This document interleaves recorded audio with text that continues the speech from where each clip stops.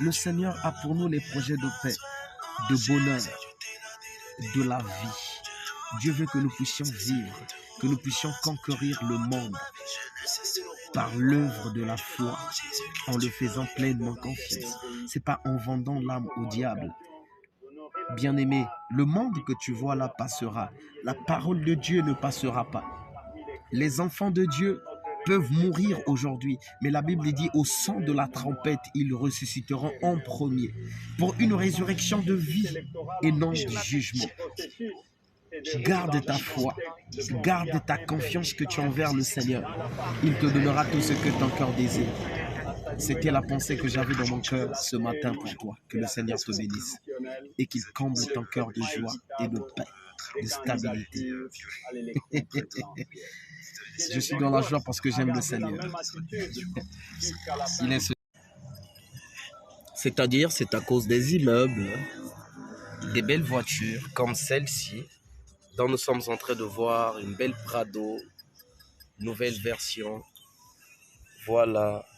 À cause de ça que les familles se disloquent, les familles se divisent, l'homme vend son âme au diable. Voilà, à cause de ces choses. Nous oublions ce que c'est la parole de Dieu. Nous oublions l'importance de l'âme. Bien-aimé, prends soin de ce qui est céleste.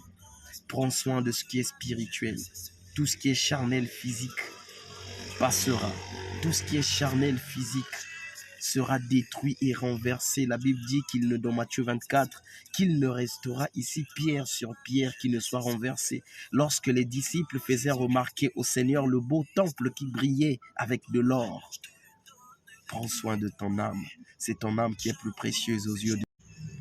C'est pourquoi la parole déclare dans Matthieu chapitre 6 au verset 19 à 20, ne vous amassez pas des trésors qui sont sur la terre, là où la teigne et la rouille détruisent, là où les voleurs percent et dérobent. Au verset 20, mais amassez-vous des trésors qui sont dans le ciel, là où ni le voleur ne peut percer, ne peut dérober, ni la rouille ni la teigne ne peut atteindre cette dimension céleste.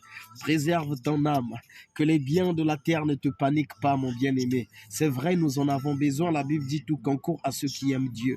Si tu en as besoin, le Seigneur te l'accordera. Alors, si tu n'as pas été prédestiné pour ça, ne panique pas pour ces choses. C'est des choses qui passeront. Il ne restera ici pierre sur pierre qui ne soit renversé. Les voitures, les maisons, tout ce que nous voyons, tout ce qui est charnel et physique passera. Mais ce qui est spirituel demeurera. C'est pourquoi garde ton âme plus que tout. C'est un conseil d'un frère. Mais je ne t'encourage pas de demeurer dans la pauvreté. Je ne t'encourage pas d'être paresseux. Je ne te demande pas de ne pas travailler. Travaille. Travaille juste pour nourrir ton corps. Juste pour faire gloire. Donner gloire à Dieu, pour faire plaisir à Dieu, pour prendre soin de ta famille, ceux qui t'environnent. Si le Seigneur te fait grâce d'aller au-delà, tant mieux. La Bible dit, demandez ce qui est modéré. Demandez ce qui vous permettra de vivre. Mais ne demandez pas ce qui vous fera pervertir. Aujourd'hui, le monde est en train de se pervertir à cause de ça.